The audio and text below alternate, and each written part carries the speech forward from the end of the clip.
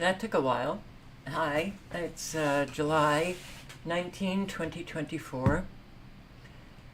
I sure do hope that there's a lot of you who are doing just splendidly. To those who are struggling, so sorry, so sorry. Let me say hello. Alicia, hi. Sandra, hi. I read this, Sandra. You're banned from YouTube for 21 hours for hate speech. Um, Based on my knowing your comments, I can't see how you could have written something hateful, but it's YouTube, so why 21 hours? Why not 24? I mean, it just doesn't make sense. But here you are. So you can comment on a live, but you can't comment underneath videos. It's a little bizarre.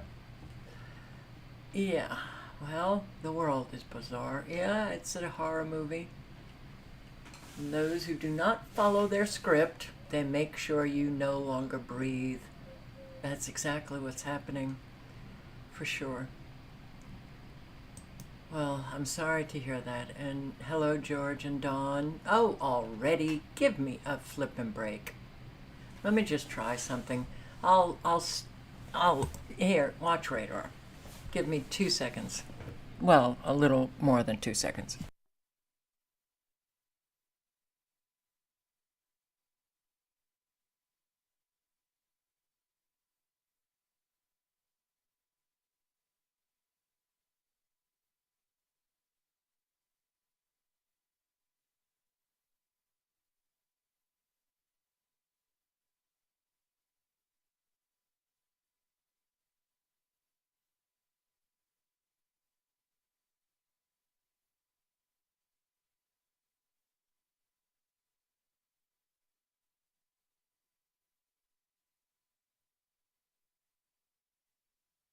Oh, probably won't work.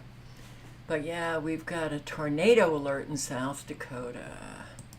Anyway, hello, Crazy Pot, Cecilia Amarati, Michael Scott Carpenter, and Amber Eyes, Oracle 11. Yvonne, hello. Julie, Barb, Outlaw Biker, Rage Against the Machine, Jay Northrup, Michael Mossberg. Hello, everybody. Rick Yorkin, Steve Ladner. Oh, Steve.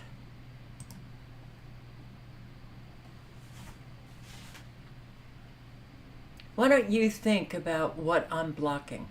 Okay? Think about the speech I'm blocking. Think about that speech. Now, this is kind of like my home. People in the chat that I've blocked, I never want to come into my home. There are people in the chat that I would absolutely kick out of my home. Disruptive people, racist people, anti-Semitic people, people just leaving all of these sexual comments and claiming factually things about people that are clearly wrong, which is a lie. So, Steve, you can bitch and complain all you want because you've done it before, but you know exactly why it is I block certain people, certain comments, right?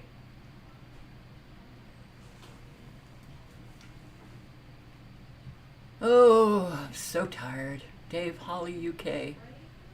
The Not So Great Britain, yeah. Reppin' and Preppin'. BMCC, Ezra. Hello, everybody. Dila Victoria, hello. Silent Walk, hi. So yeah, oh boy, and More severe weather, of course. Look at these frequencies involved in our severe weather, right? Of course. Look at this frequency shooting right through the supercell with tornadic activity for South Dakota.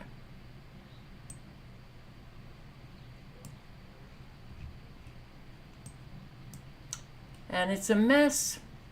It's a mess in the southeast. You still have these twirling, as far as I'm concerned, nanobots, and activated and I guess waiting on their orders. Where should we go to bring about a lot of destruction?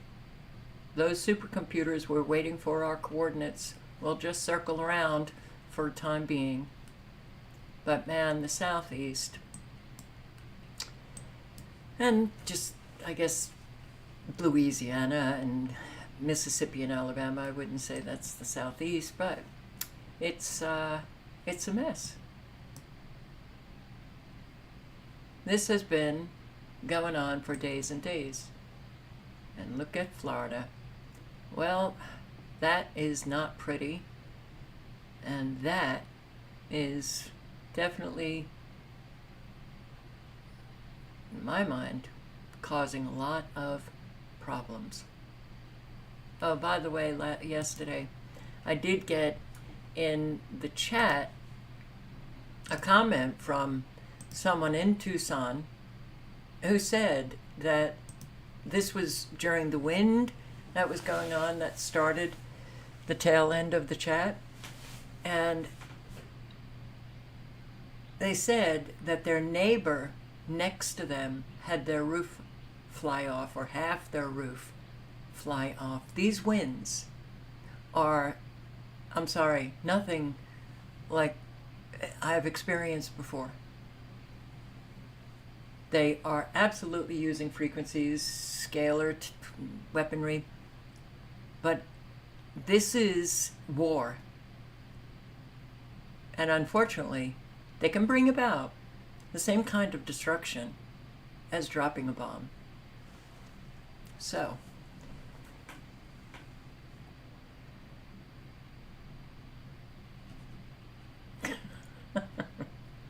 I should be learning and teaching the people how to free themselves. Instead, all you do is complain. What are you doing here, Velta? What are you doing here? Tilam, hi. Tonette, hi. No. And you don't come into a chat to just cause a lot of disruption. So, yeah, severe weather alerts. Tornado alert in South Dakota, Meade and Pennington, 30 miles northeast of Rapid City. So, you guys in this area of our fabulous country, take cover, be prepared, and for the, let's see,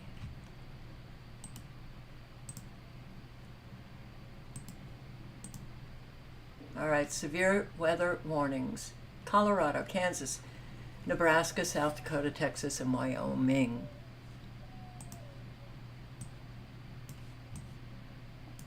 Texas. Look at how this moves. Wow. Now that is curious. That's very curious. Well, they have their own GPSs and accelerators.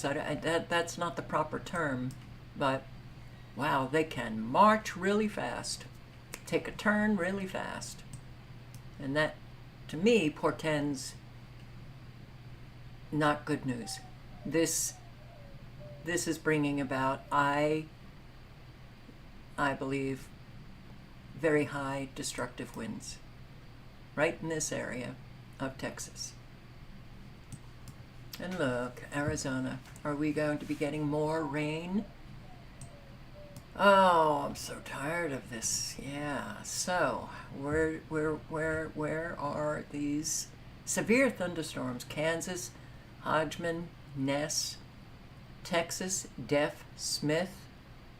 These are the counties in this column.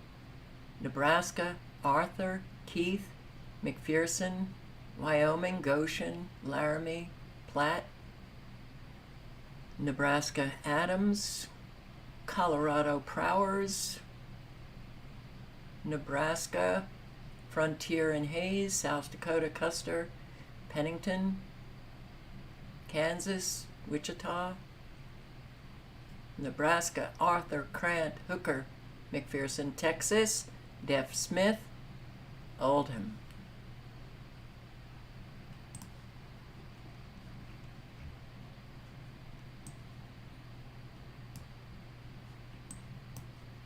At least these alert sites give you a little bit of information before the bombs drop.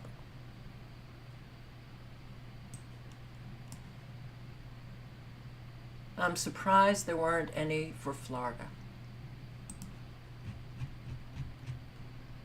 And there weren't. Okay, does that mean anything? Actually, they took off my county in Arizona last night. The winds were flipping crazy.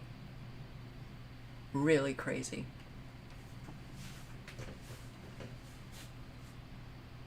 I never blocked Flat Earth. Oh, who are these people? Who are these people? Never have I blocked Flat Earth. I ignore it, but I don't block it. See, this is why you can never know what the hell is going on in the cyber world. Too many people with their presumptions, writing them as fact. Too many people lying. Too many drama queens wanting to disrupt everything. They just say whatever the hell they want to say. They influence other people, and then you don't know who you're dealing with. They fuck up the world. It's not good.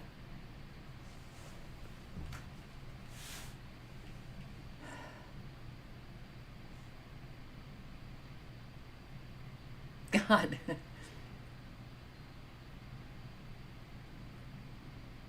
Unfortunately, yeah, Lori. Please. If there is God coming, I hope you come tomorrow, please, because I can't stand this anymore. I'll deal with tonight. Okay, one more night, but could you come early in the morning, please? Because something's got to happen here. Something's got to happen. Are they bots? Maybe they are. Oh, God. I never even said I hate liars.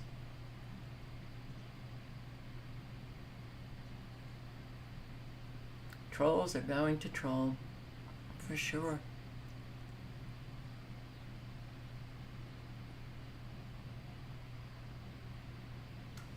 Yeah, they like to disrupt. Should I just X Velta? I'll take a poll. Yeah. I'll watch the chat.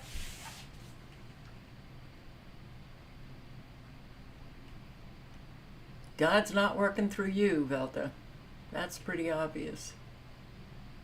Alright, so, yeah. Ooh, what a face. Okay. Microburst leaves trail of destruction in Montour Falls, New York. One of the places in our area that is cleaning up right now after this week's storm is Montour Falls. That's where strong downward wind called microburst hit parts of the village and forced some families out of their homes down. Our Janice Washington joins us now. Janice, I saw the damage. It was very severe. I even saw that a tree fell down on a Dodge. So tell us, what did you see out there?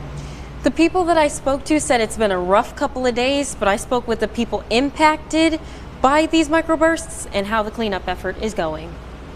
This one is the one the fire department had to go in and rescue the people out. They couldn't get out. This is the scene today in Rock Cabin Park after a microburst hit parts of Montour Falls. A microburst is an intense downdraft of air that spreads out in all directions when it hits the ground, creating hazardous wind conditions near the surface. John Parker is one of the people who was home when disaster struck. I heard a bunch of high wind, and I was in the trailer, and I heard some creaking, and then the next thing I know, the tree land between my trailer and the trailer next door. It was quite loud. The village has got several areas where they are cleaning up, and as the crews go through, many of the homeowners have, brought some of the debris out to the curb. We'll go through, we'll chip it up and move on, and it can continue to bring this stuff to the curb. We'll continue to go and take care of it. Although the damage is done, there is still a long road to recovery. The long-term effects is going to be, bringing these structures either up to a level of safety, or they're going to have to be removed and demolished. There's other places in the village too. We have to get some trees removed, and we've got tree experts coming in evaluating which trees have to come out, and then we'll have to get on a timeline to get those done. Yeah. All right, microburst. Very, very. That's what took off the roof here, apparently. Oh boy! And tomorrow. Now it's going on 3 days for them to put this roof on, but I have to say, this heat that they're working up there,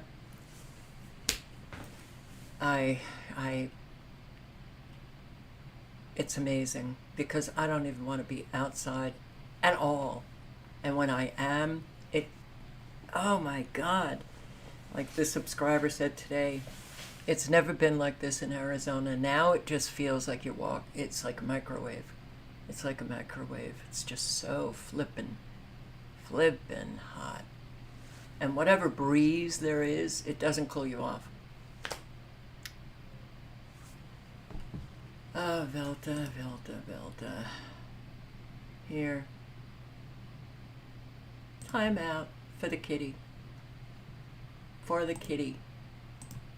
Tired of it.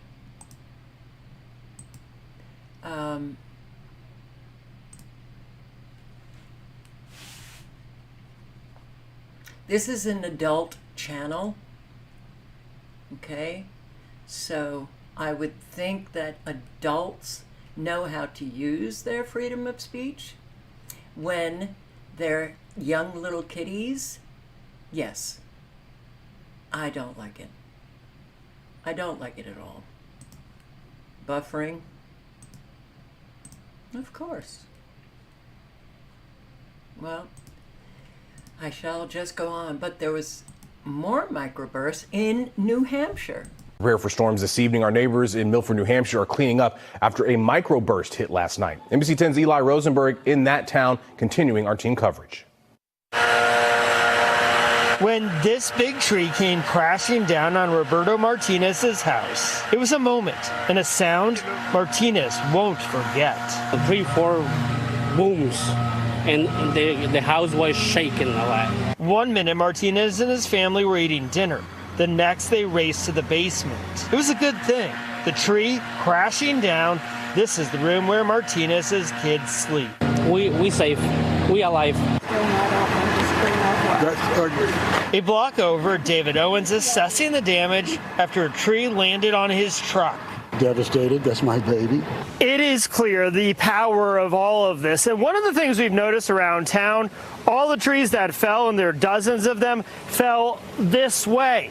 Now, as you can see, the race to get all of this fixed up and power restored before the next storm hits. The National Weather Service confirmed a microburst hit here. One neighborhood spared. Across the street, not as fortunate. The Weather Service estimating 7 homes were damaged, 2 vehicles destroyed, and about 150 trees fell. Peak wind. So, I don't remember, for the first couple of decades of my life, ever hearing microburst.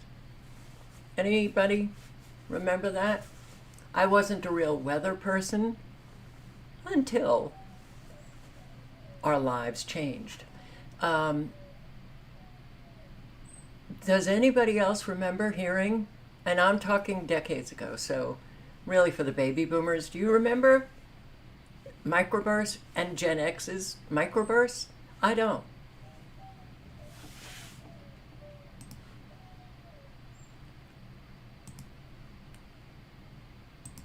Prepare now, they are preparing for something disturbing.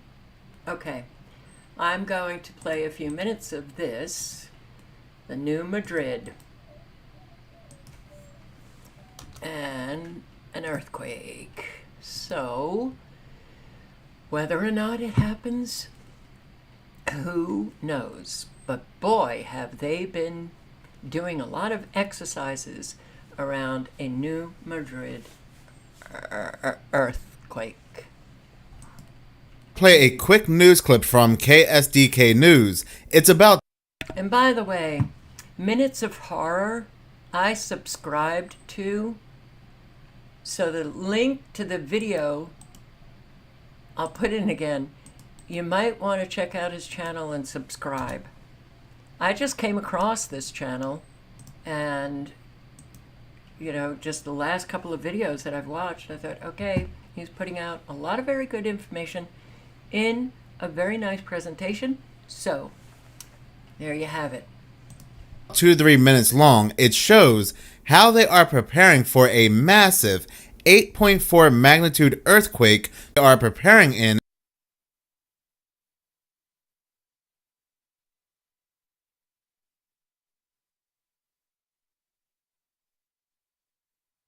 Don't do this to me. Come Is St. Louis. That will be very important later on in this video. But as of right now, I'm going to go ahead and play that news clip. It has been nearly 34 years since Ivan Browning's prediction. All right, that was weird. I don't know what the hell is going on with YouTube, but that is very weird. Okay, Of a massive earthquake along the New Madrid Fault on December 3rd, 1990. The false forecast rattled nerves and had many in the St. Louis region preparing for the big one. So what if an 8.4 magnitude earthquake hits St. Louis? This week, local first responders are working with federal partners and the National Guard to put their response to the test. New tonight, Laura Barczewski got to see the action up close. Laura? I did, Mike and Kelly. This is the first of 3 days of training, so you'll be seeing those Army vehicles and helicopters around downtown and even out in St. Charles County until the end of the day Wednesday. Earthquakes are just one of many types of disasters our first responders have to prepare for as both Missouri and Illinois sit along the New Madrid Fault. Certainly the makeup of our city and the metropolitan area as a whole does present us with a lot of opportunities for damage, the need for assessment. We're known for our brick structures.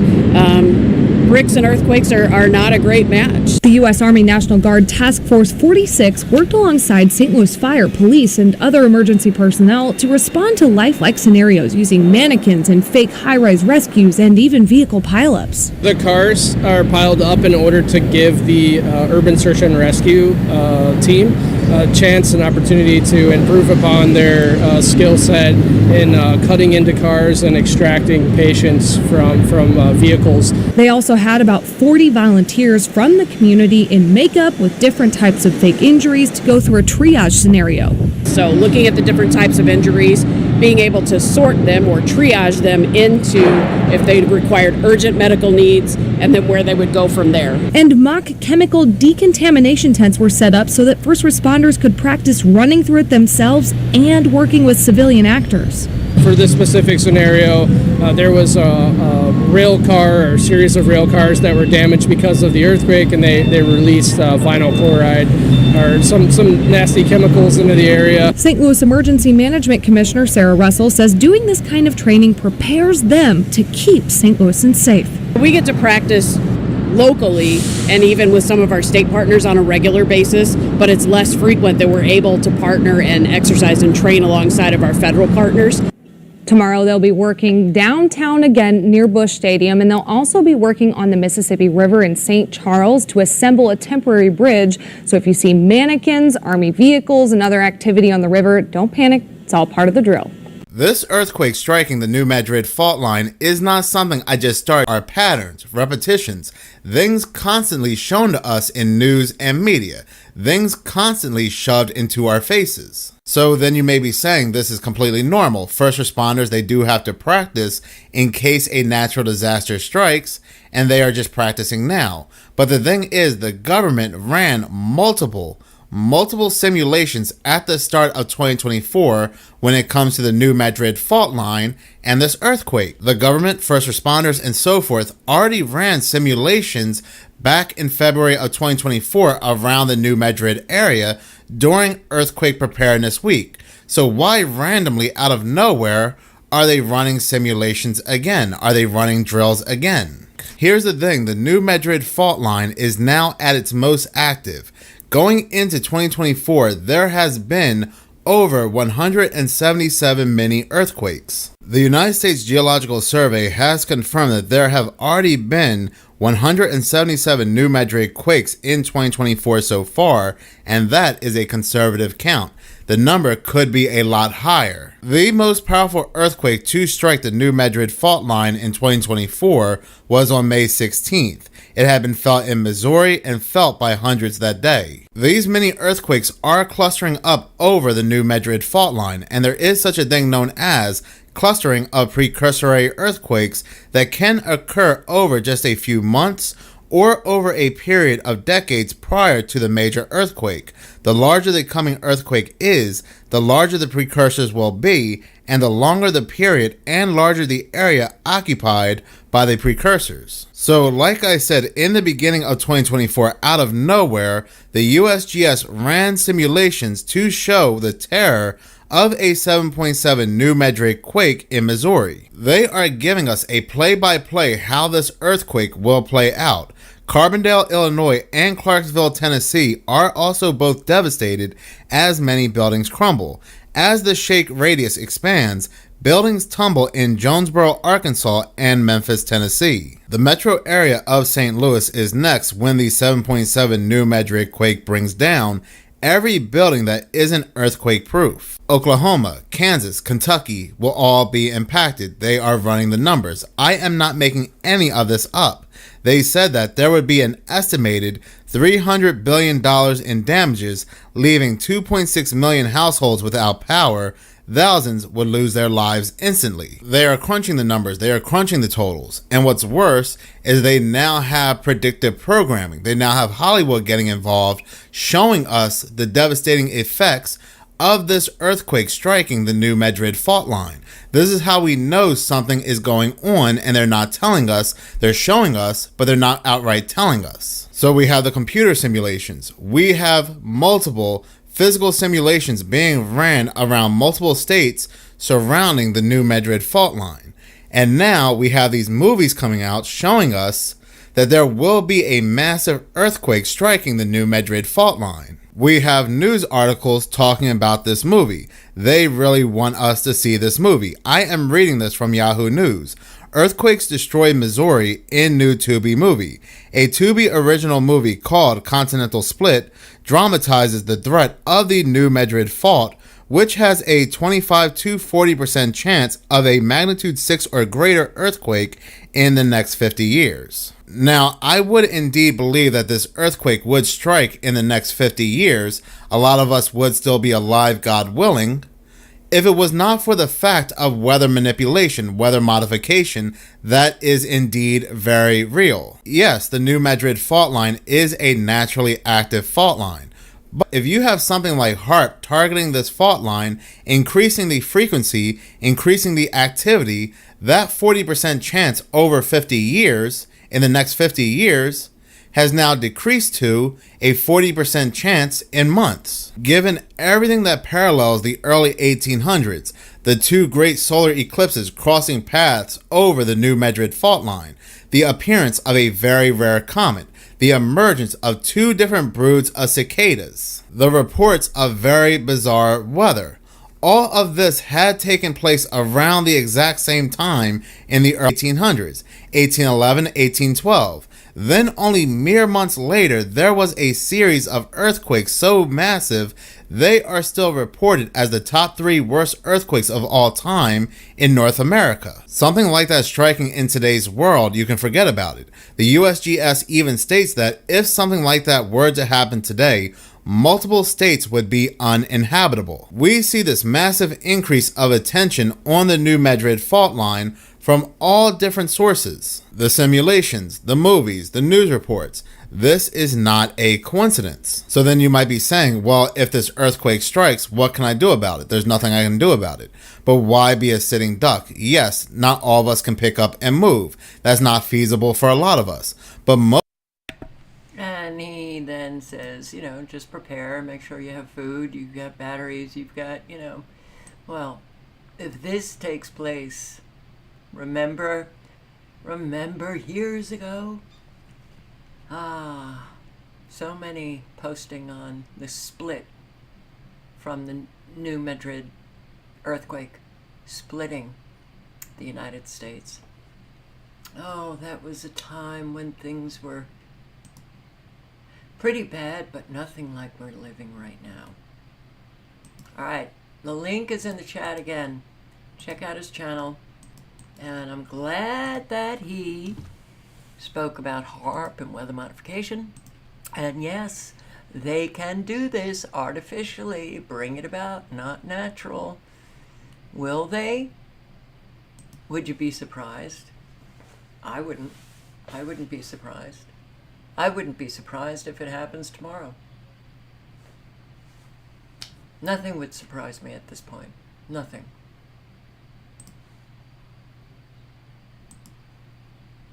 "11 days. Still people without power in Texas after Hurricane Beryl. Seniors without power. Something wrong here? Still do not have power. It has been a long 11 days in the dark and without air conditioning. Grace White spent the day in a neighborhood in Pasadena where people woke.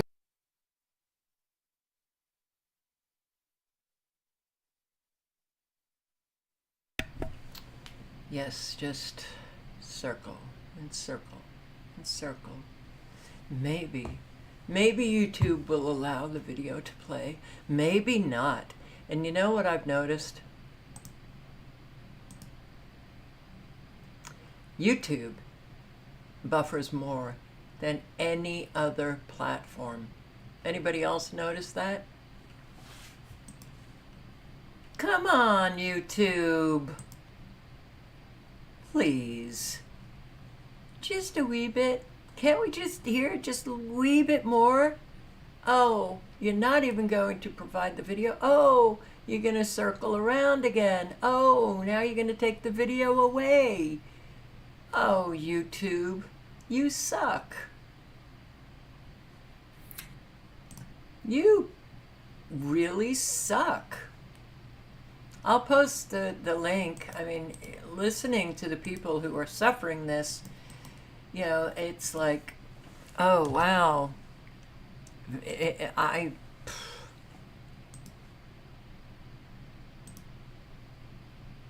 A lot of this has to do with the area that I ended up in. The internet, the providers suck. They're bad. You know, even though this is Verizon, it's a hotspot, and it's really bad. That's one of the reasons why I would love to get out of here.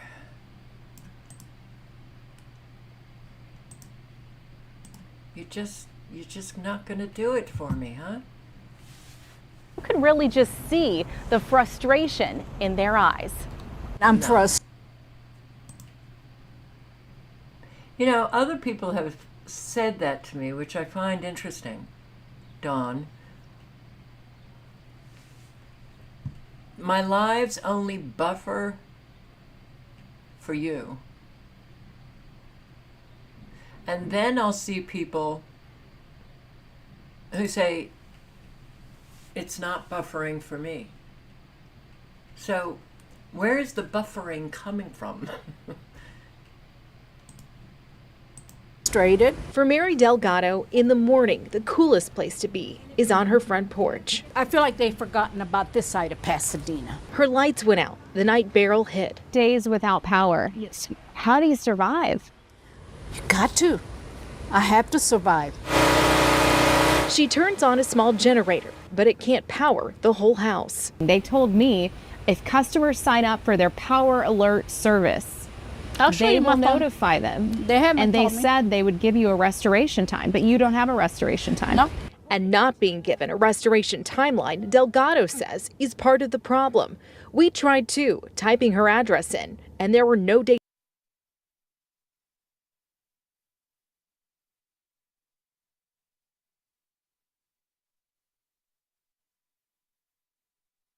Here, 11 days Houston seniors feel forgotten after losing power before Beryl. Wow. Oh, and Sophia, good morning to you.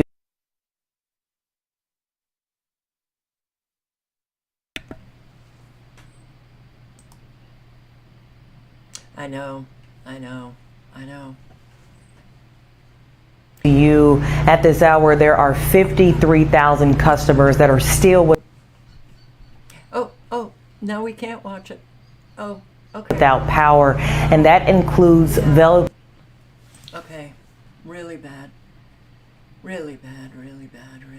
You know, it's so interesting to me that, should I say something about how I feel? I'm complaining.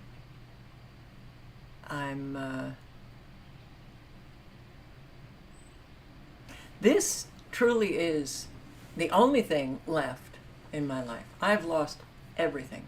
This is it.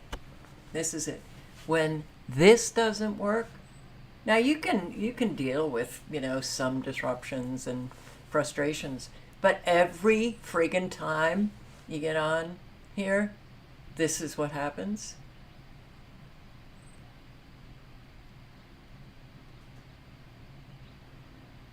You definitely wonder, is it time to just give up?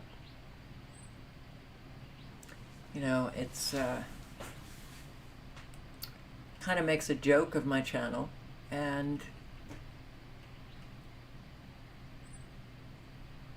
this stream buffers for you a lot, mostly your channel.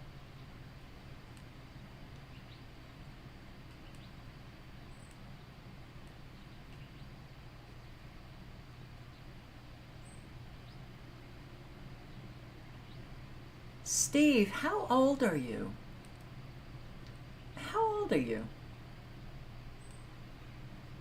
Are you like 15?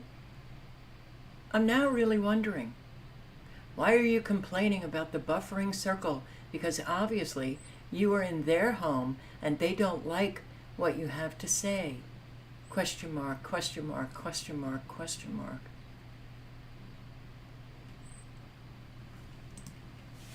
Oh boy.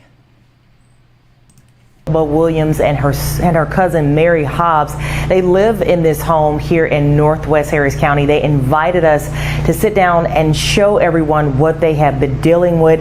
They live here with 3 other family members. They're all over the age of 60 and they're dealing with different health problems. Now, right now, it is hot inside of their home. We're going to show you what the thermostat is reading downstairs, and it shows 88 degrees. Now upstairs, it's even hotter.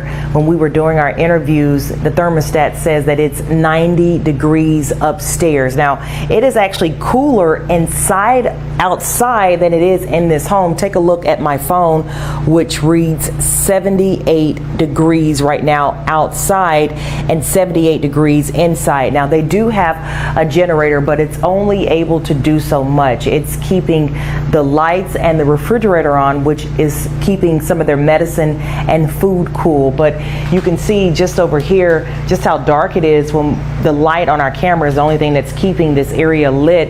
But they do have several fans in this home. I sat down with Mary and Velma, and they shared how difficult the past 11 days have been for their family. Exhausted. The heat just wears you down. I have to go to work, and That's the only time I'm able to get some relief. It has the power.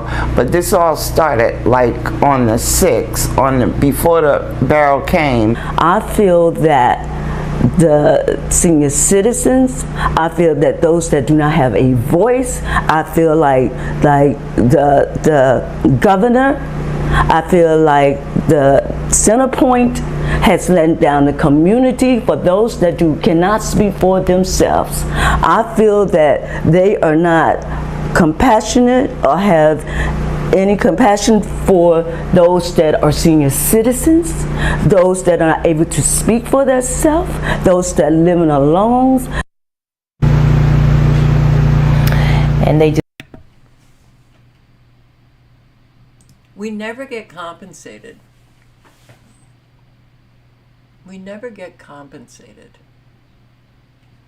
It's, they just do whatever the hell they want to do. You're alone too, Sandra. No friends. Unbelievable.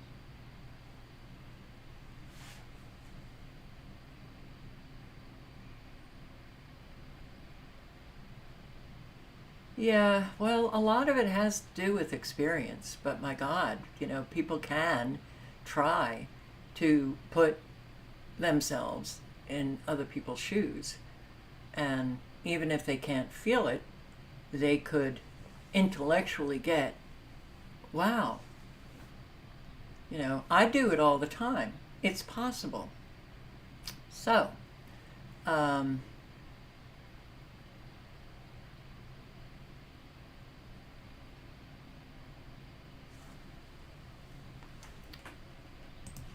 anyway, yeah, I mean, the elderly still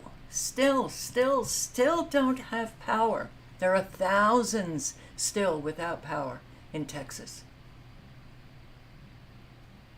And they're unable to communicate with their utility companies. They can't get any. Go away. Just go away. There's got to be a song I can sing.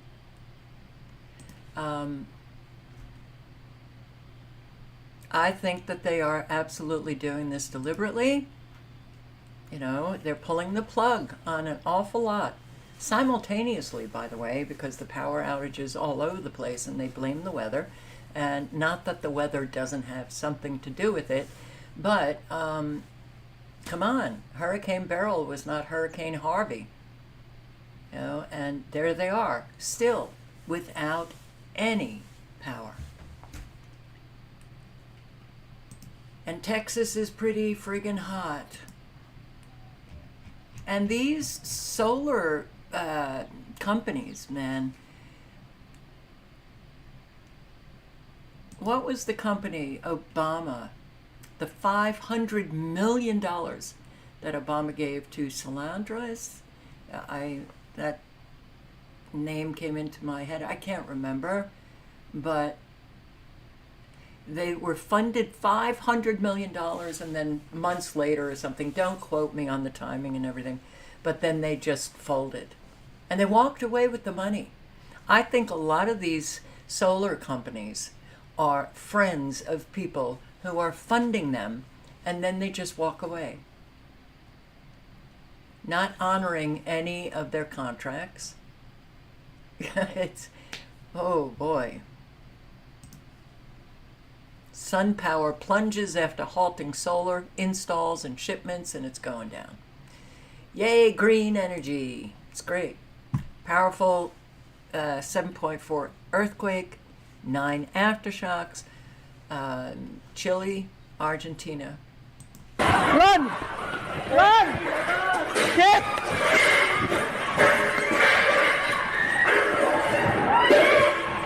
Run, run, run!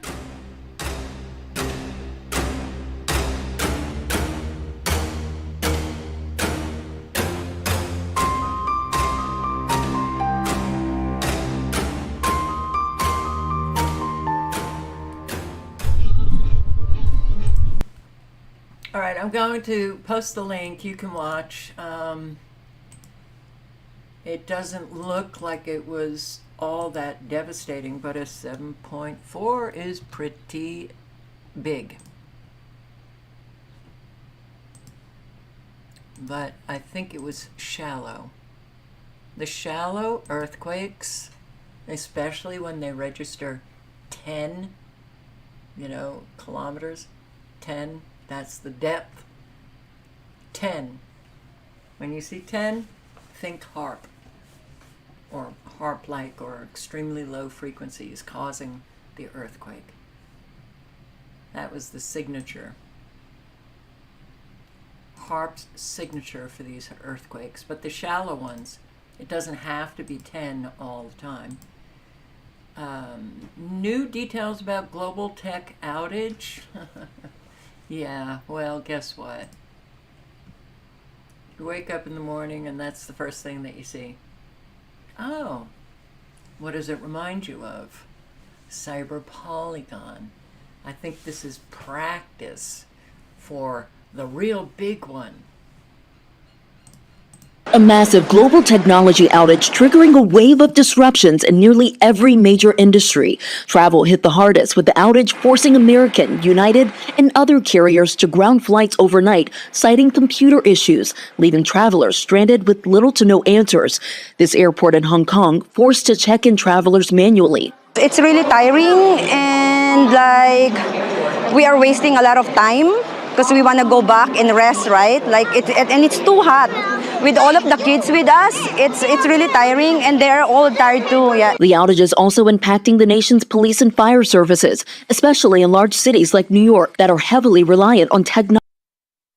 Now, Mayor Adams came out today and said that 911 and emergency services were not affected. So,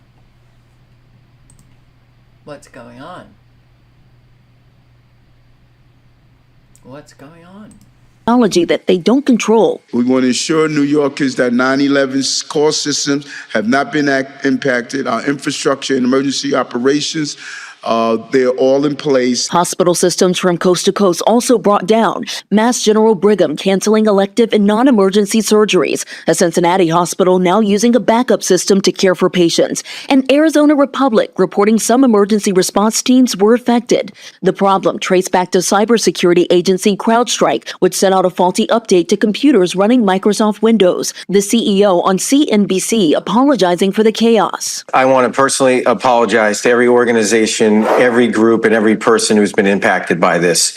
And we understand the gravity of the situation. Americans hoping to log onto their computers and emails greeted with the so-called blue screen of death, some even seeing a sad face. Now, CrowdStrike says that they don't believe that this was a cyber attack and that they've since deployed a fix, but still that fallout continues, mainly with airlines and travel. Some airlines have resumed flight operations, but they do urge passengers to check with their airline before heading to the airport. Any of you experience any of the inconvenience that this brought about?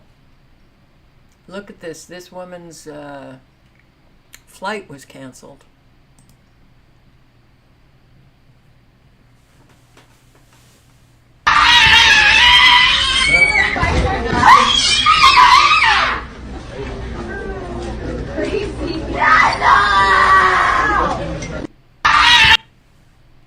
Well, she certainly is expressive, so I'm going to post the link to this video here, the World Economic Forum cyber attack simulation, for those who do not know about Cyber Polygon.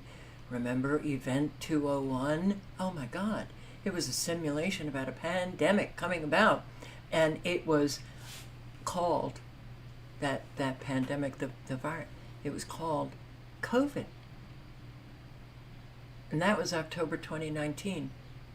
And then, voila, we have a pandemic. COVID. Cyber attacks.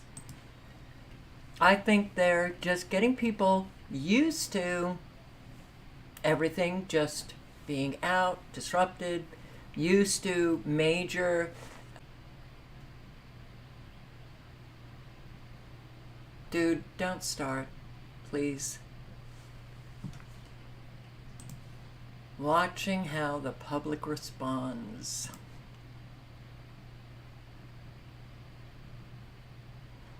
Ethyl acrylate.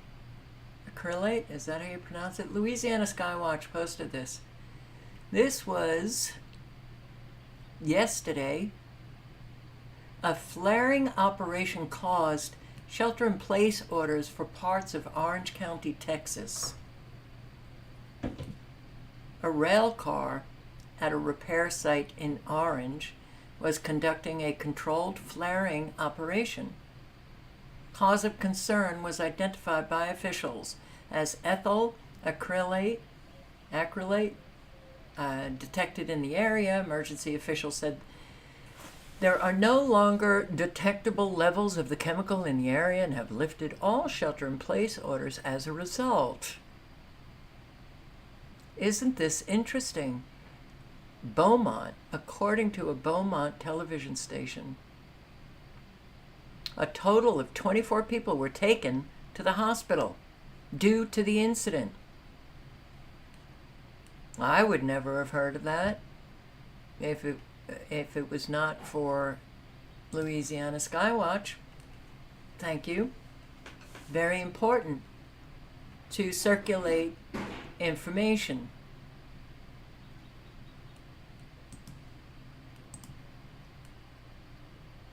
Yeah, I'm going to play a few minutes of this too. Subscriber left this link. Same old song and dance, yes. Was it Rage? I think it was Rage.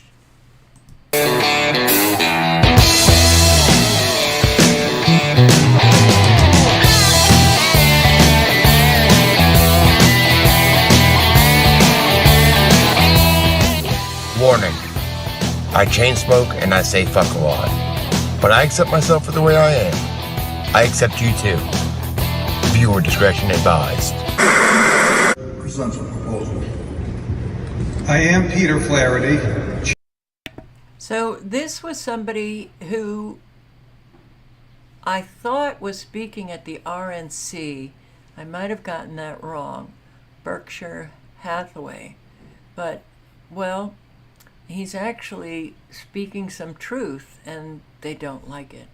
Chairman of the National Legal and Policy Center. If we had an independent chair, the company would be less... I'm sorry, I was not paying attention.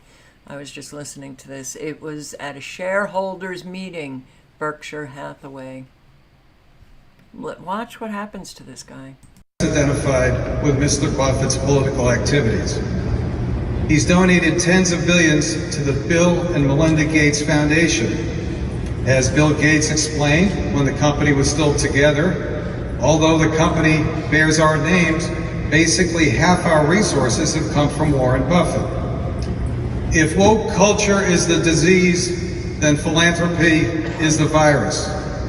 The Gates Foundation bankrolls the teaching of critical race theory around the country, including that math is inherently racist. The Gates Foundation offers a gender identity toolbox, which asserts that gender is a result of socially and culturally constructed ideas. This is a lie. Gender is not a cultural construct. It is a genetic and biological fact.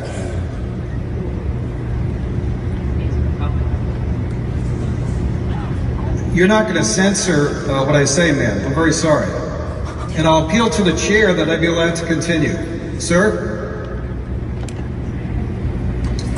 You may continue, but you're under a 3-minute limitation. Of course. We know how much Bill Gates cares about children. He met and traveled with Jeffrey Epstein many times after Epstein's convicted sex crimes. The Gates Foundation had a huge influence over the COVID response fiasco. The Gates Foundation... That's how sick we are. I'm sorry. The American people on the whole are warped, sick, mentally ill, not right in the head. You hear? Oh, so he's talking about Bill Gates going to Epstein Island and listen to the audience? Really? People are upset that he's saying that? Do you see how morally corrupted are a whole lot of American souls? Maybe the largest single donor to the dark money machine known as Arabella Associates. It funds causes like defunding the police, making American cities unlivable. Money goes also to groups conducting threats.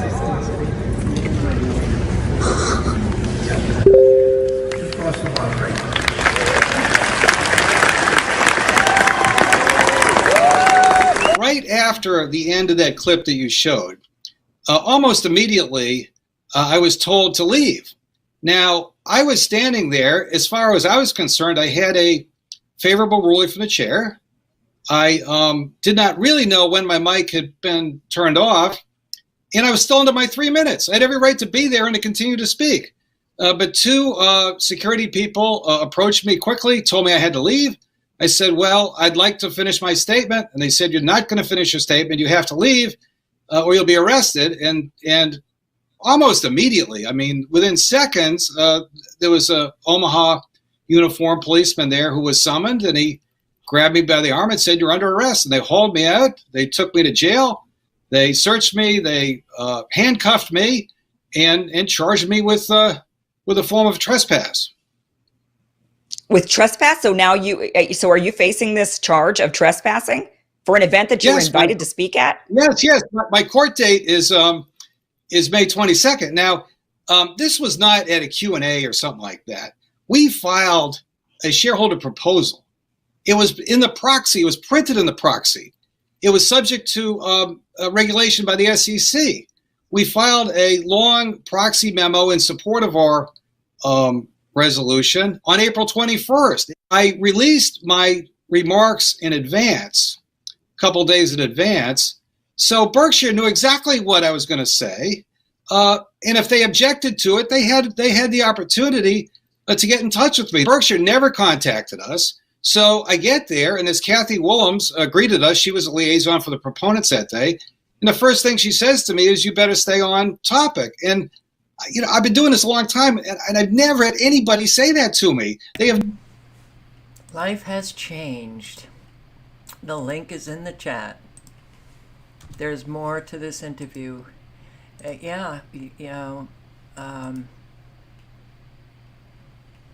Most Americans are satanic. Even though they claim to be something else, they live a satanic lifestyle and they have satanic thinking. They're evil.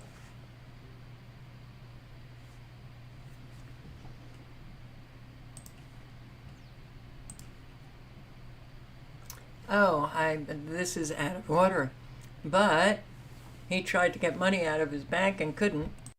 This is part of, I went to a bank down in another part of the city today. I needed to access some cash and I wasn't able to because of this massive, I want to call it a hack, but they're saying it's not, right? This IT situation all around the world. And so I went in, I asked for permission if I could interview them, and the branch manager wasn't around. And so I didn't want to stress out any of the employees, so I'm like, hey, no problem, I'm going to start the live stream right outside. But here's the thing. So this is what's going on. This morning I went, about an hour and a half ago, I wanted to go buy something from the internet. I'll let you guys decide what I was trying to buy. Put it down in the comments. I was trying to buy something used, and I needed cash, right? Get some people out of the shot here. And he needed more cash than he could get from the ATM, and none of the tellers were working because of the IT outage. The link is in the chat.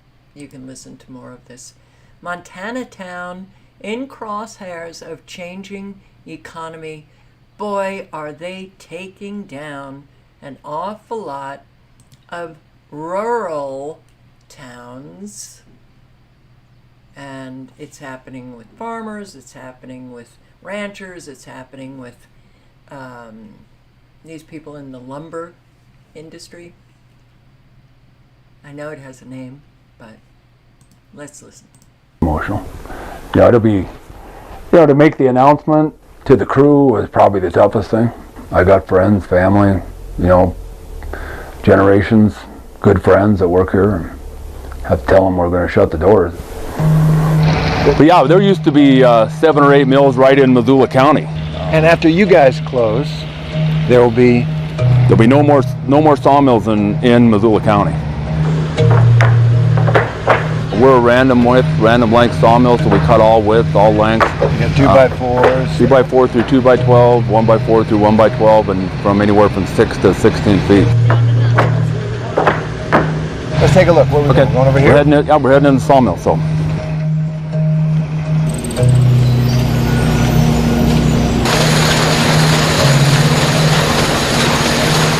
So every piece of lumber out there is scanned. If this computer can find a better solution based upon the characteristics of that board that'll yield a higher value product, it'll send it back into the mill.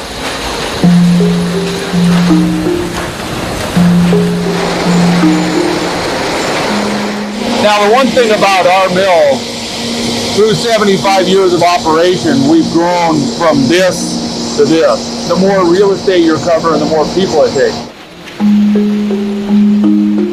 This is all finished product. It's all finished. Yeah. All right, so I'm going to post a link if anybody is interested. But my having been in Montana for a short period, they had a mill in Eureka that, well, the industry was pretty much gone, and it was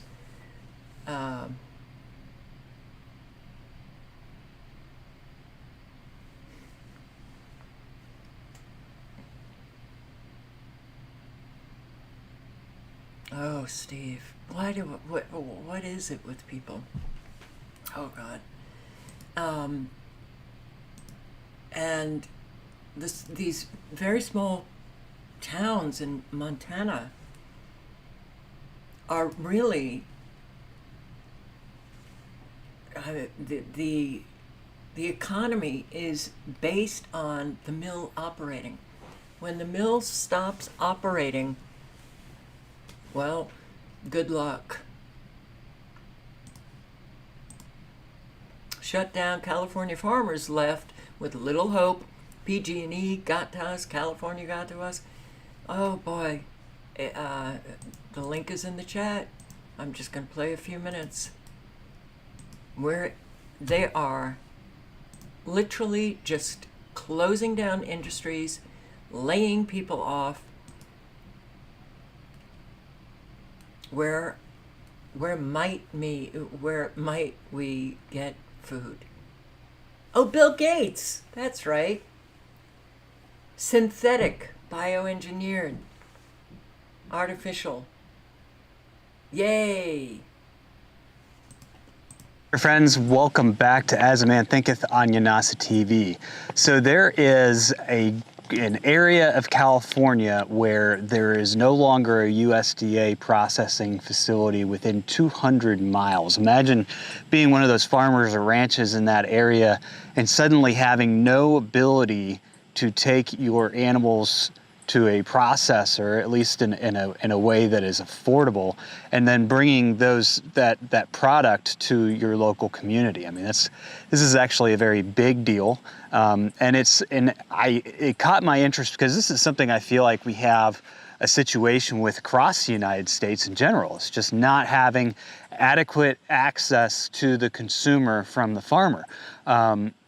Here we have meat processing facilities. You know, in our area, we've got a state processing facility down the road from me. We have some USDA processing facilities that aren't that much further that you could take animals to.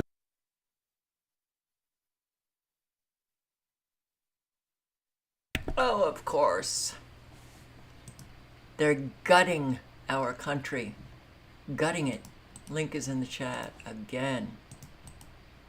Oh, everybody's going to be feeling it very shortly. Claremore residents shocked after utility bills double the price from month before. New at 5, some Claremore neighbors were shocked when they got their power bill. Their bills were almost double what they paid the previous month. What made it even more confusing was because many were without power for almost a week after the city was hit by a tornado at the end of May.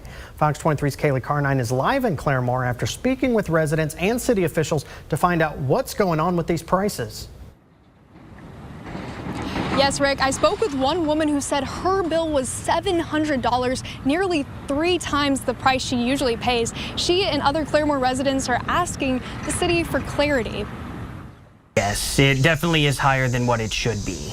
Many Claremore neighbors took to Facebook furious at the cost of their utilities, even though some were without power for over a week because of the May 25th tornado that took down many power lines. Customers were confused to see that the cost had doubled, almost tripled in some cases.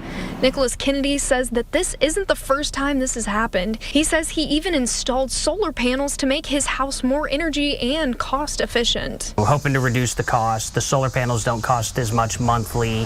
Ideally, they're supposed to zero out the electric bill. We send electricity to Claremore, and they in turn give us credits towards our electric bill. But even with his solar panels, his bill was also significantly higher this month.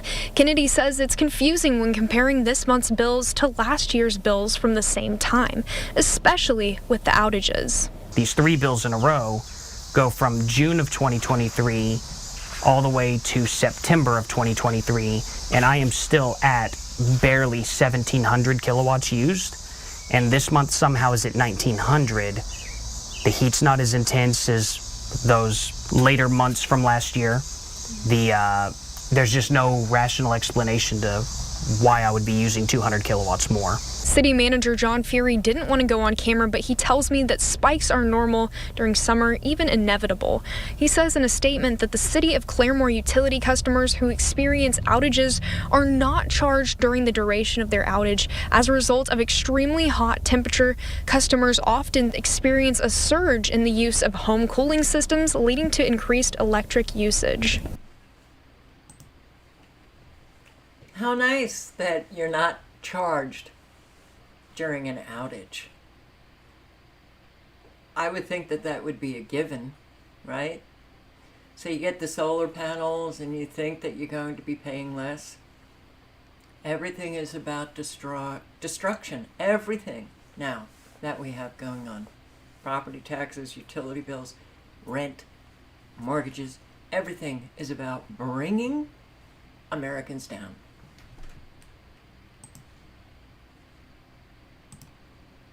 Dozens of South Florida residents forced to evict their apartments with less than 2 months' notice. Okay, as if you recall, I have posted a lot on people getting just kicked out of their apartments. And with rents, how high they are, where are they going to go? Miami, dozens of South Floridians were told they'd have to move out of their Miami Beach homes with less than 2 months' notice. We're learning many of the tenants are elderly people with no means to pick up and go. Tonight, they're hoping the law can help them out. CBS News Miami's Yvonne Taylor joins us live from Miami Beach. And Yvonne, tenants spoke to attorneys to find out what options they may have, right? Elliot and Lauren, attorneys from Miami Legal Services are speaking with those tenants right now here at the Miami Beach Library, seeking to answer all those questions. But as you can see, it is a race against time. Esta carta tenemos la notificación. Through this letter posted on our doors, we were notified that by the end of next month, we have to be out of our home, said Barbara Lavie. She is one of 42 families paying low rent at the Riviera Apartments in Miami Beach, a prime location building. Across the street, a similar structure, it's now a hotel. These families have to be out of their units by the end of August. We just don't know where to go. We have called places, but The rent is extremely high. All of them received this letter dated July 2nd from the law firm Roth & Skoll on behalf of the landlord of the building, which they never mentioned by name. It says, because the landlord values your tenancy, even though your lease only requires a 30-day notice for terminating your month-to-month tenancy, the landlord has decided to give you a full 2 months. Accordingly, your lease is hereby terminated effective August 31st, 2024. Should you fail to vacate the premises by this date, the landlord reserves the right to file an eviction lawsuit and obtain a final judgment of eviction to remove you from the premises. But they don't say nothing before to that time. Everybody need to move, that's it. We see these things all the time. Yes, we do see these things all the time. And it shouldn't be happening. It shouldn't be happening. But it is happening. Because people don't give a shit what they do to other people.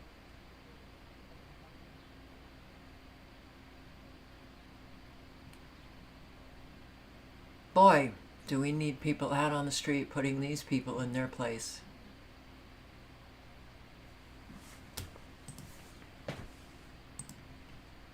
West End neighbors outraged after home once slated for affordable housing listed as an Airbnb.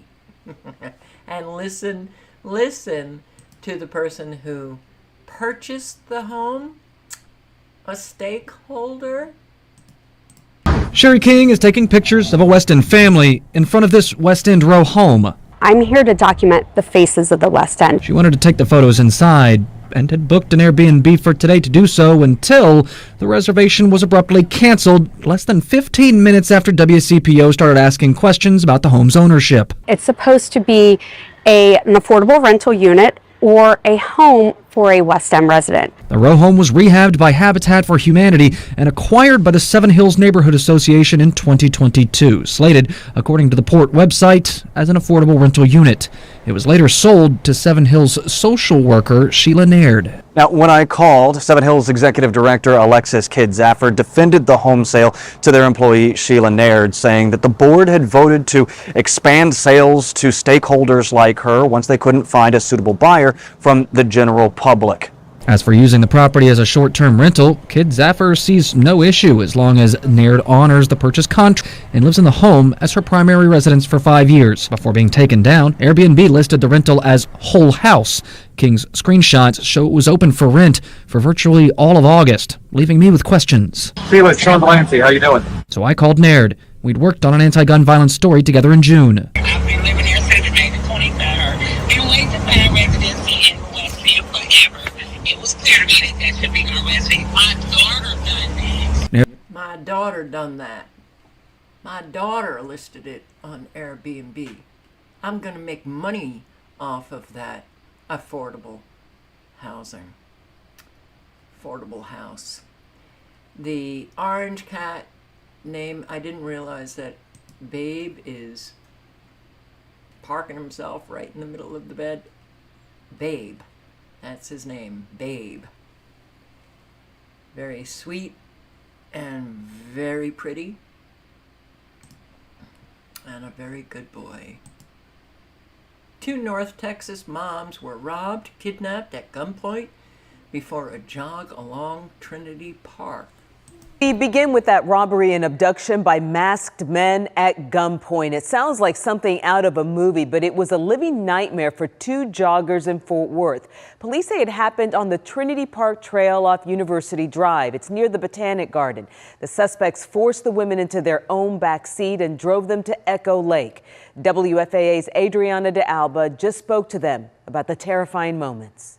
It was just supposed to be a regular morning. Just as 2 Fort Worth moms met at Trinity Park for their weekly run along the Trinity River, a white Cadillac pulled right behind me. Life changed in an instant. 3 men drove up. 2 approached them with a gun. They had ski masks on, hoodies on. Fort Worth police say on Sunday, the 2 women, sisters-in-law, were robbed. Their phones, watches, taken, tossed, and broken. I was really scared. I really thought we were gonna get raped or they were gonna kill us. That's just the beginning. They say 2 of the young Hispanic men wearing all black forced them into the backseat seat of the mom's vehicle at gunpoint and drove off, the women kidnapped. We told them, like, take whatever you want, just drop us off on the freeway or anywhere. Yeah. The victims, who wanted us to hide their identities because they still fear for their safety, say they were taken to Echo Lake, 7 miles away. The gun pointed at them the entire time. They put us behind a shed and just kind of told us to wait. Suddenly, they let the women go, even returning the car key to them. How are you feeling now, days later?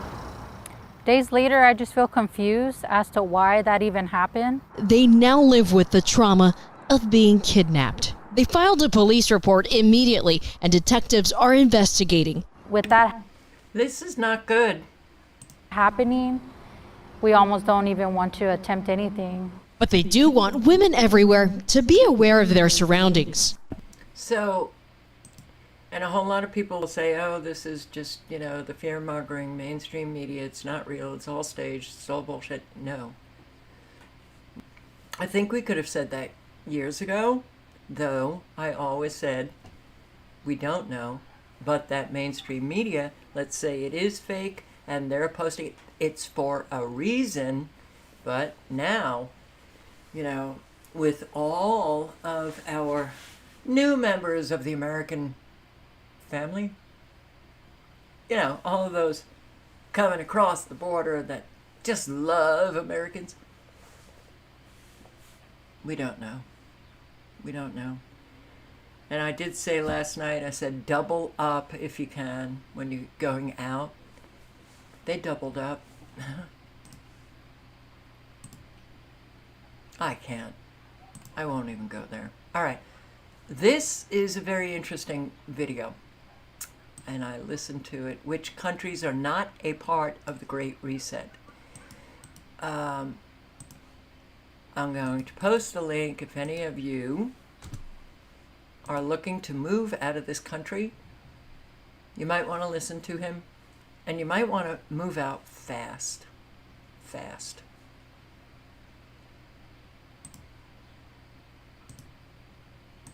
Just play a few minutes. More places. And these are not specific geographically, but these are kind of cultural mindset. But what he does talk about, Eastern Europe, South Pacific, countries in Africa, oh God, I'm trying to remember, where you can actually live with more freedom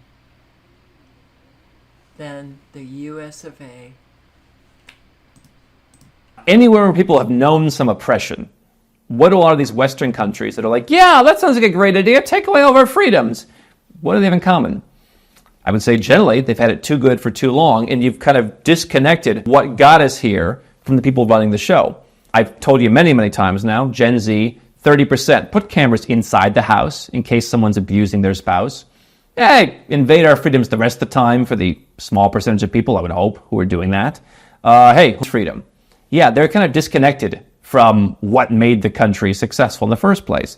So when you go where people know oppression, I like underdog countries because they get this. They're like, hey, we know where we came from. There are... Which I think is quite right. There are a lot of countries out there that are so sick of Westerners, especially the US of A kind, and they don't want any part of what Western countries have brought to their citizens, to their people. So, but he does talk about specific countries. I wish I could remember them off the top of my list. I can't. He's out of the country. I have subscribers who Ecuador, Cambodia, Vietnam, Philippines, and from what I hear, they're living a better life than we are. They actually have real food. Real food.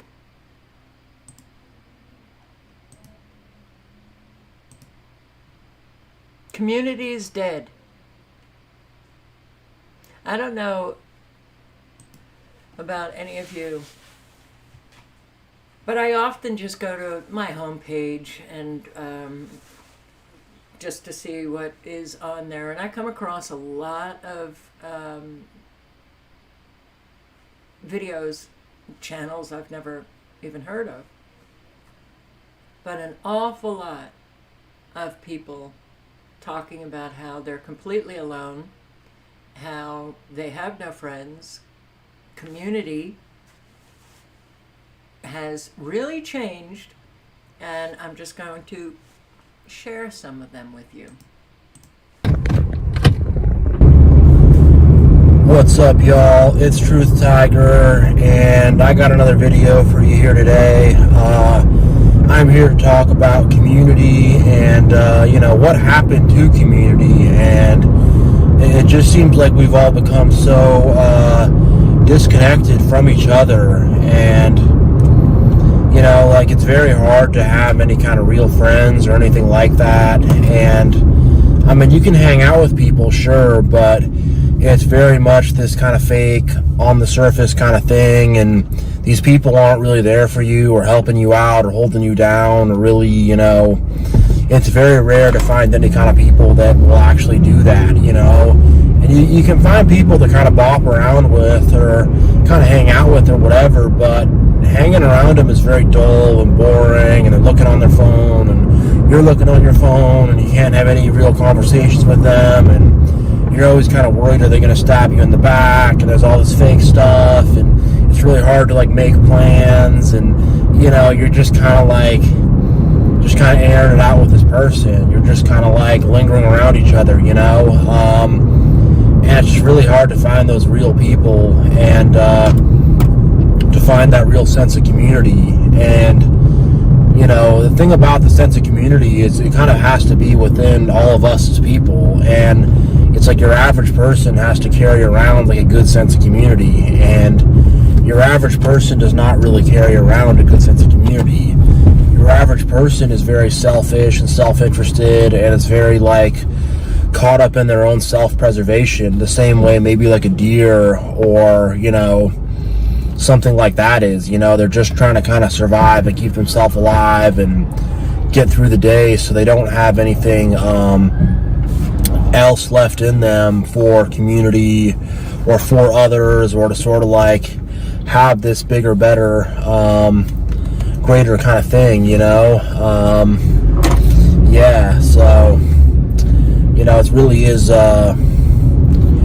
it really is a cold world we're living in. It's a very cold, lonely kind of world, and I do want to reiterate, you'll feel very lonely hanging around these fake people. You'll feel very lonely hanging around these empty people. And you'll feel like you're just losing a lot of your time, and you're not able to really focus on your goals or anything like that. So, you don't want to kind of hang around these fake people and just kind of you're there, they're there. You don't even really actually know who each other really is. You just have this, on the surface kind of connection, and there's no real love or real actual friendship or real actual anything, and it's just this kind of gray zone that people are in. Holy gosh, people are pulling so close to me. I'm going to reverse a bit. Sorry guys, I'm back. This turn is just kind of tight here, but yeah, there's just you could be hanging around these people, but it's just you don't feel any satisfaction, you don't feel any connection, you don't feel any genuine friendship. It's just kind of something to do and somewhere to be, and just another thing to kind of jump to kind of keep you in the matrix, to kind of keep you, just, kind of marshaled and kind of you're moving here, you're moving there, you're doing this, you're doing that, to just kind of keep you from having to self-reflect and having to be with your own thoughts, and, to kind of give you the illusion of friendship and the illusion of community. But in the end of the day, these people end up stabbing you in the back, and they stab each other in the back, and it's they're not really there for you. It's very, very fake. And, you know, hanging around these people, it's just like, it's work, you know? It is work and it is exhausting, and I'll put the link in. You can listen to the full talk. And I guess we're getting rain now, right? What? Oh, they're getting it done. They're getting it done for us. Here it comes. Again.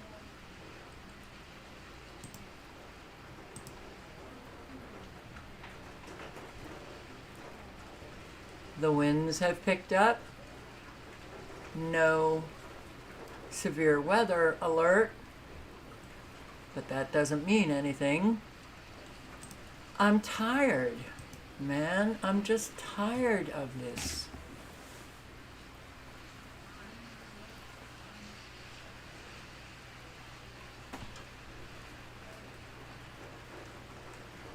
Oh.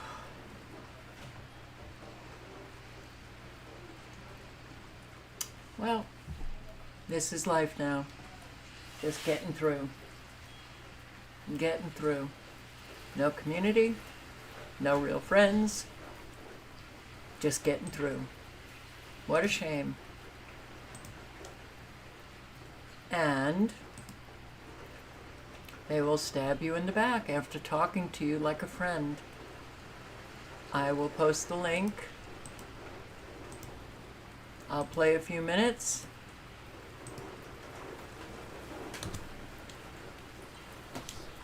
Ah, the winds. Here we go again. Wow. Wow. Man. The amount of stuff I've seen happen. Crazy.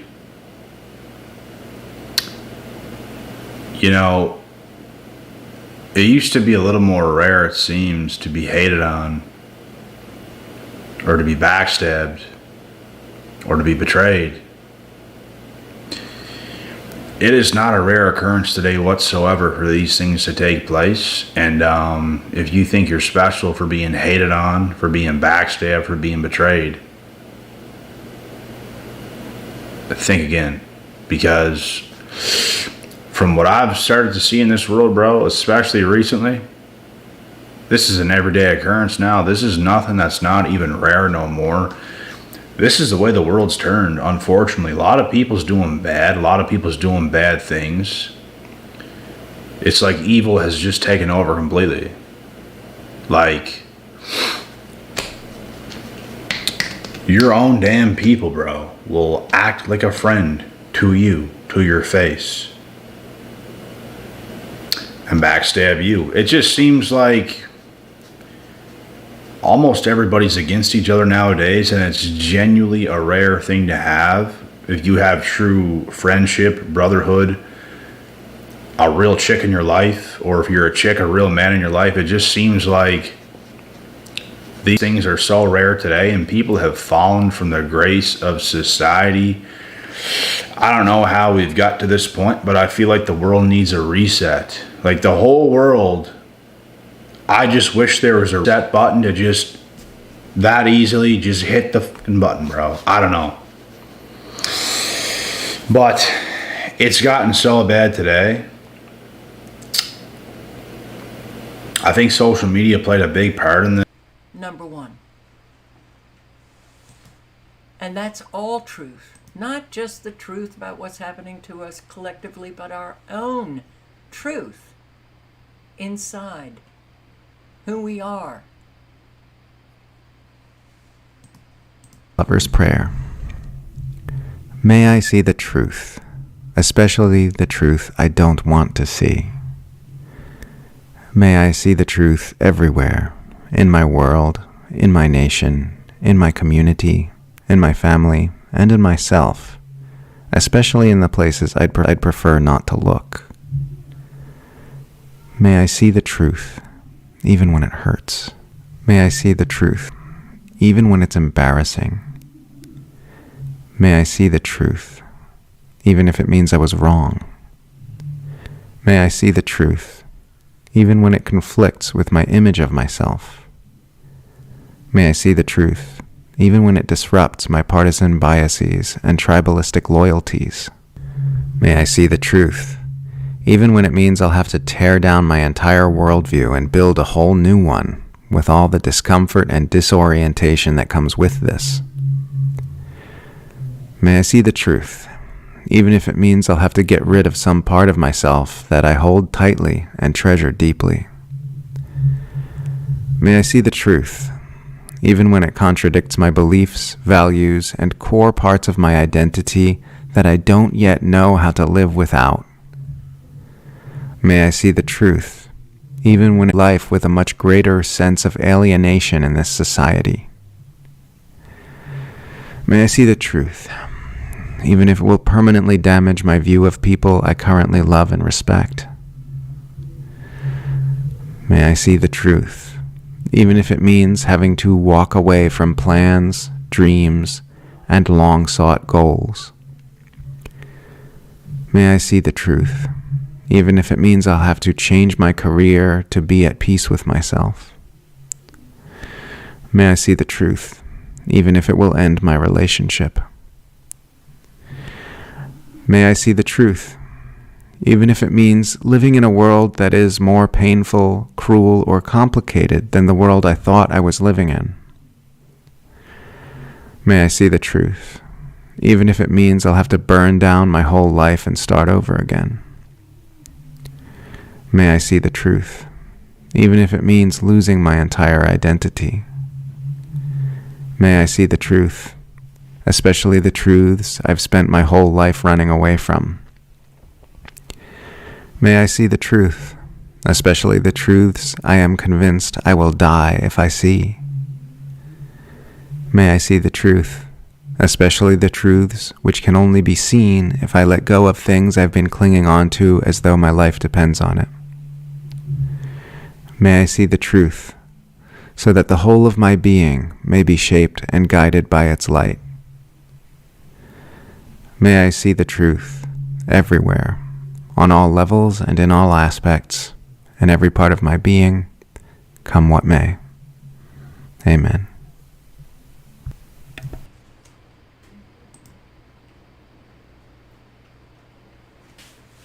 It was only when I started looking in the mirror, which I've been in this process for a long time, but it was really after 9/11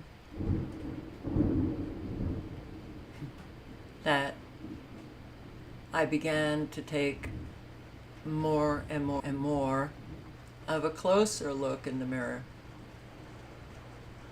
And you change your behavior when you face that behavior and you realize that it's not good behavior and it hurts people. That's when you change. When you get, unless you're somebody who likes to hurt people and then you just, in your own mind, it's like a movie. Ooh, great, I did that. And there are people out there like that, like my mother.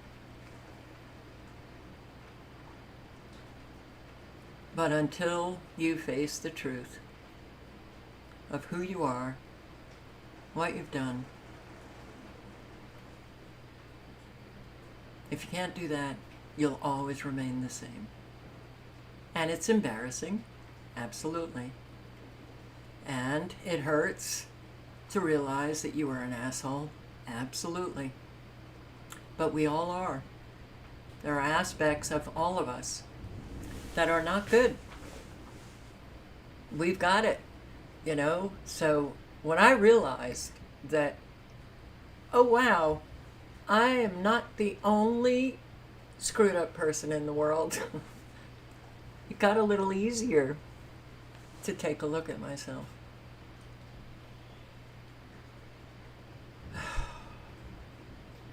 So,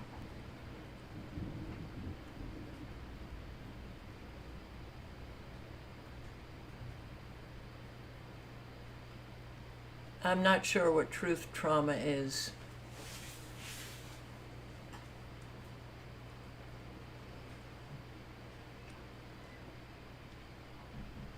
Someone is slowing down my internet connection, probably stealing my bandwidth.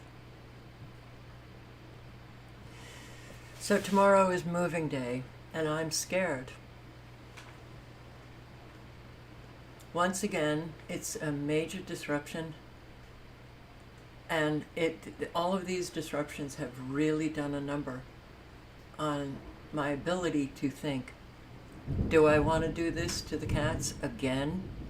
No. There's another cat that has been a stray, well, not a stray, but an outdoor cat that she has been, feeding for 4 years. And she will come in, but she doesn't want to stay in. She's coming along. She's friends with my cats. And she, can have, she's going to have to stay in. And she'll be in with my cats because she's always outside with my cats. And I'm scared. Because it's so much work, it's so disruptive, and when it has happened over and over and over again, you do get like what is the point of life, right? What is the point of life? I don't get it. It is a horror movie. That's what I'm feeling.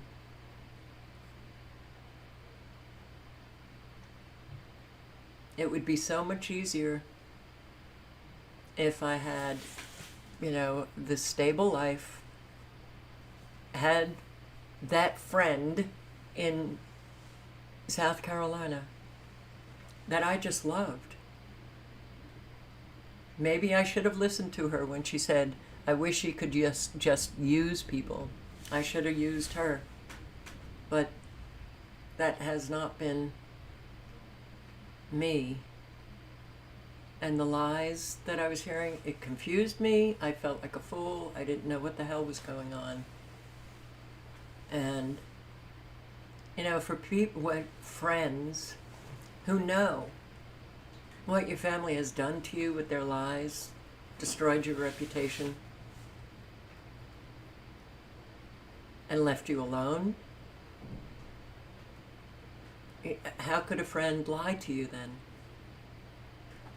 So it's really about working on ourselves to be better in this life, to manifest something better.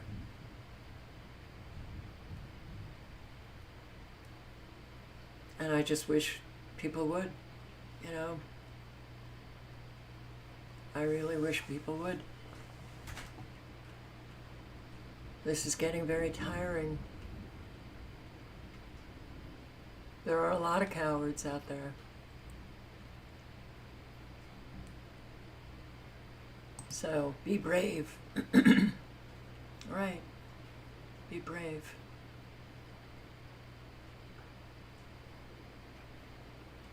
Well, you can lead a horse to water. I'm going to play a few minutes of Academy of Ideas.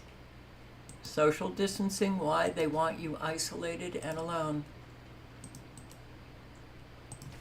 And boy, what kind of pains me, surprises me, is to see how many of the awake crowd, they have just been so conditioned and socially engineered to behave as they are behaving.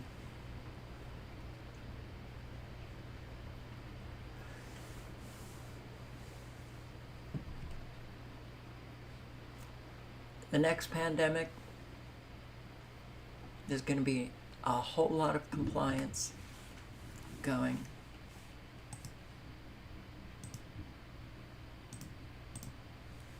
Totalitarian domination as a form of government is new in that it bases itself on loneliness, on the experience of not belonging to the world at all, which is among the most radical and desperate experiences of man. Many people have amnesia regarding the fact that a mere few years ago we were forced to seclude ourselves in our homes, banned from partaking in social activities and attending communal gatherings, and even told to maintain distance from others when out in public or in our own homes. What was the intention of this extreme social isolation? Was it to protect us? Or is there a more nefarious reason behind the social distancing and isolation we were forced to endure? In this video, we explain how tyrants and totalitarians in the 20th century and into the modern day have attempted to isolate and atomize individuals in order to make them easier to control. In his book Community and Power, Robert Nisbet writes, "The genius of totalitarian leadership lies in its profound awareness that human personality cannot tolerate moral isolation. It lies, further, in its knowledge that absolute and relentless power will be acceptable only when it comes to seem the only available form of community." Man has social needs that must be fulfilled as a basis for psychological health. Throughout most of history, these needs have been satisfied at a tribal or local level. For hundreds of thousands of years, our hunter-gatherer ancestors lived in small, tight-knit tribes, and each member's sense of self was deeply intertwined with the group. This tribal identity provided our ancestors with an unwavering sense of social belonging. History teaches that, in the beginning, the individual did not exist as an independent entity. In the early state, there is a fusion of the individual with the group, wrote the psychologist Erich Neumann in The Origins and History of Consciousness. In medieval society, man started to emerge as an independent individual, yet his social needs were still satisfied through the diverse community associations that flourished in towns and villages, such as markets, guilds, local assemblies, town councils, communes, churches, fraternities, charities, monasteries, universities, and the primal community of the family. This multitude of community associations provided medieval man with a strong sense of social belonging that not only bolstered his psychological health, but also his courage and will to resist external powers which posed a threat to his social groups.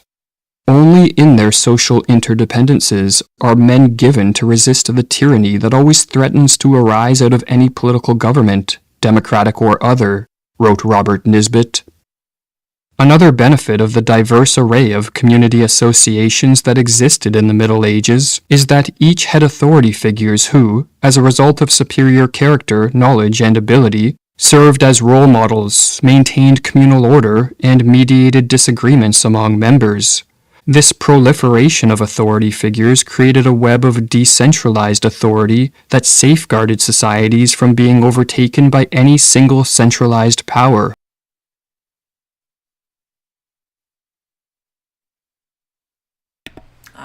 The circle is back. So I'm going to post the link again. Click on it and listen again. I will say that, as far as I'm concerned, Academy of Ideas is one of the best channels out there. You can learn a lot about yourself, for sure. And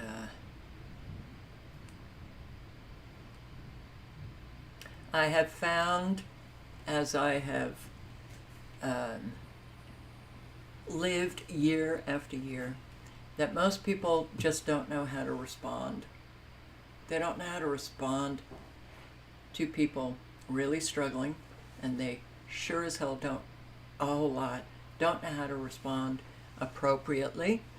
I have found that a whole lot of people don't listen. They don't know how to listen to people. And I would, in conversation, try to speak a sentence and you're interrupted. It is that kind of communication gets people nowhere, no connection, Yeah,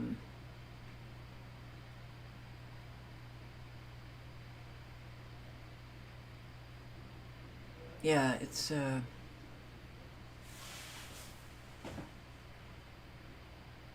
I know you can lead a horse to water. And again, don't get me wrong.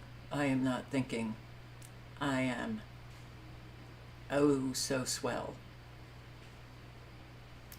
I keep trying every single day. And it is lifelong work.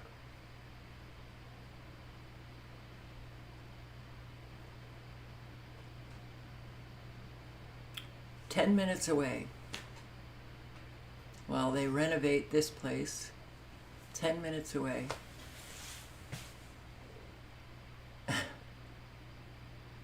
and even a 10-minute move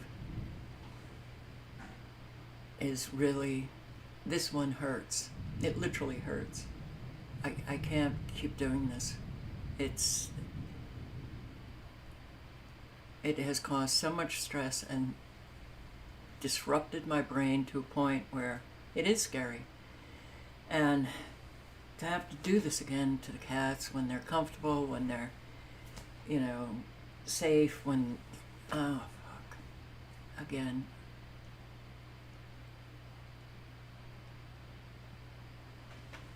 And then I do often think about the elderly who are being put out of their homes, people who are losing their homes and may not have anyone at their back.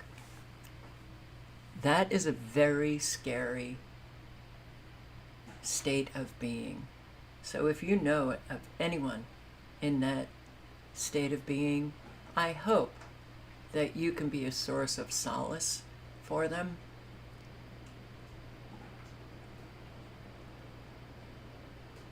Well, they don't have to grow cold, Max.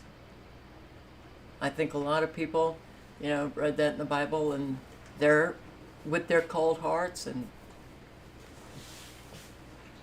maybe it was a warning.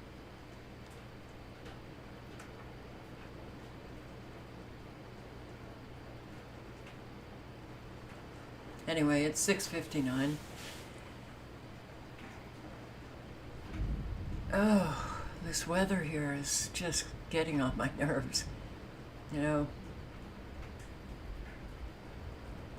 So, live honestly. Speak honestly. Don't think you just do. If you've not done any work on yourself, if you've never done that self-examination, if you've never looked in the mirror, you've never done any self-reflection, you're not. I am telling you, you are not living honestly, nor speaking honestly. It does take quite a bit of work. Your word, the spoken word, is really important to keep.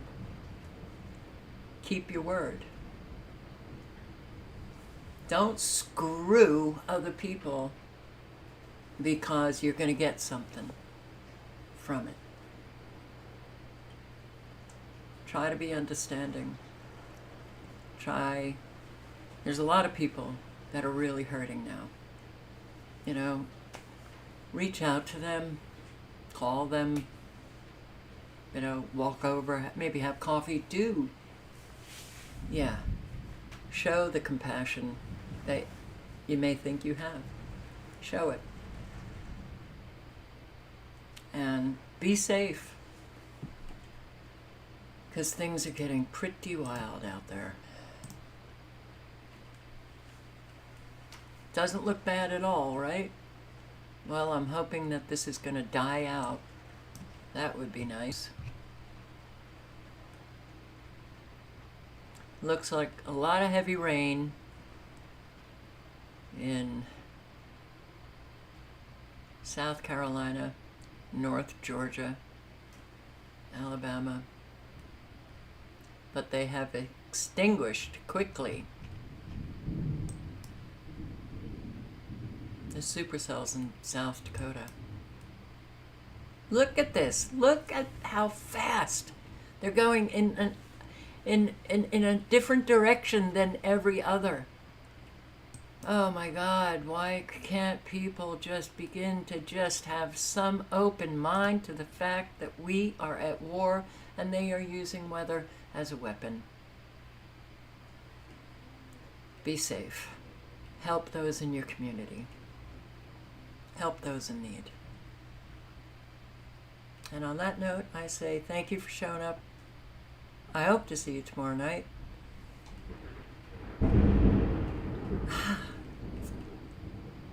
Yeah, here it comes.